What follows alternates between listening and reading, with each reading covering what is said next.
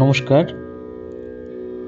আজকে আমরা স্বামী বিবেকানন্দের প্রাচ্য ও পাশ্চাত্য গ্রন্থের আহার ও পানীয় এই শিরোনামযুক্ত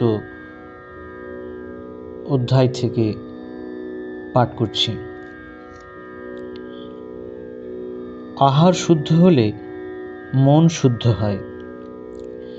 মন শুদ্ধ হলে আত্মসম্বন্ধী অচলা স্মৃতি হয়। এ শাস্ত্রবাক্য আমাদের দেশের সকল সম্প্রদায়েই মেনেছেন।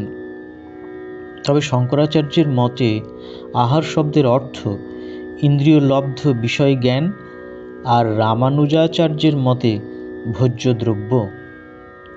সর্ববাদী সম্মত সিদ্ধান্ত এই যে দুই অর্থই ঠিক। বিশুদ্ধ আহার না হলে ইন্দ্রিয় সকল যথাযথ কার্য কি করেই বা করে। কদর্য আহারে ইন্দ্রিয় সকলের গ্রহণ শক্তির হ্রাস হয় বা বিপর্যয় হয়, একথা সকলেরই প্রত্যক্ষ।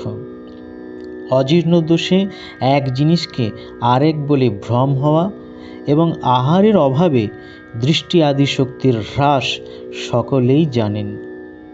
সেই প্রকার কোনো বিশেষ আহার বিশেষ শারীরিক এবং মানসিক অবস্থা উপস্থিত করে, তাও ভূয়দর্শন সিদ্ধ। আমাদের সমাজে যে এত খাদ্যাখাদ্যের বাছ বিচার, তার মূলেও এই তত্ত্ব। যদিও অনেক বিষয়ে আমরা বস্তু ভুলে আধারটা নিয়েই টানা হেঁচড়া করছি এখন। রামানুজাচার্য ভোজ্য দ্রব্য সম্বন্ধে তিনটি দোষ বাঁচাতে বলেছেন। জাতি দোষ, অর্থাৎ যে দোষ ভোজ্য দ্রব্যের জাতিগত, যেমন পেঁয়াজ, রসুন ইত্যাদি উত্তেজক দ্রব্য খেলে মনে অস্থিরতা আসে, অর্থাৎ বুদ্ধি ভ্রষ্ট হয়। আশ্রয় দোষ, অর্থাৎ যে দোষ ব্যক্তিবিশেষের স্পর্শ হতে আসে।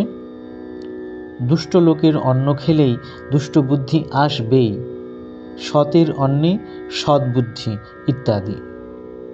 নিমিত্ত দোষ, অর্থাৎ ময়লা, কদর্য, কীট কেশাদি দুষ্ট অন্ন খেলেও মন অপবিত্র হবে। এর মধ্যে জাতি দোষ এবং নিমিত্ত দোষ থেকে বাঁচবার চেষ্টা সকলেই করতে পারে। আশ্রয় দোষ হতে বাঁচা সকলের পক্ষে সহজ নয়।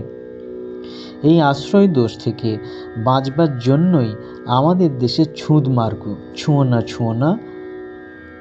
তবে অনেক স্থলেই উল্টা সমঝুলি রাম হয়ে যায় এবং মানে না বুঝে একটা কিম্ভূত কিমাকার কুসংস্কার হয়ে দাঁড়ায়। এ স্থলে লোকাচার ছেড়ে লোকগুরু মহাপুরুষদের আচারই গ্রহণীয়।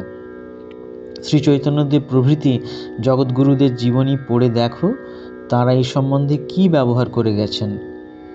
জাতিদুষ্ট অন্নভোজন সম্বন্ধে ভারতবর্ষের মতো শিক্ষাস্থল এখনও পৃথিবীতে কোথাও নেই। সমস্ত ভূমণ্ডলে আমাদের দেশের মতো পবিত্র দ্রব্য আহার করে এমন আর কোনো দেশ নেই। ওম নমঃ শ্রী জ্যোতিরাজায় বিবেকানন্দ সুরায় সচ্চিৎ সুখ স্বরূপায় স্বামিনে তাপহারিণে।